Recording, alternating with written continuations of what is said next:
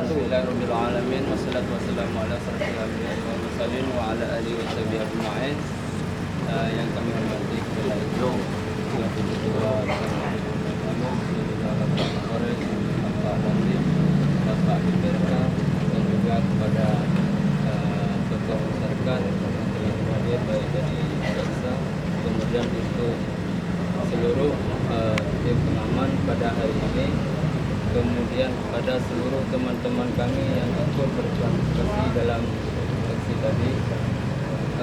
Jadi saya mengucapkan terima kasih banyak kepada seluruh yang berkaitan mungkin dengan ada usaha daripada Bapak Ibu, maka hari ini kami merasa sangat senang karena bisa mendapatkan perkuliahan yang elok, dan juga kami di sini bisa melakukan aktivitas perkuliahan sebagaimana mestinya yang sangat kami harapkan selama ini.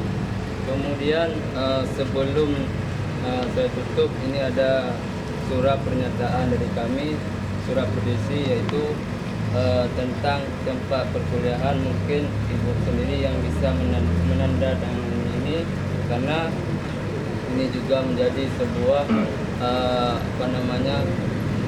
simpanan bagi kami. Bila nantinya kami tidak ada lagi di sini, berarti ini menjadi sebuah panduan kepada kami.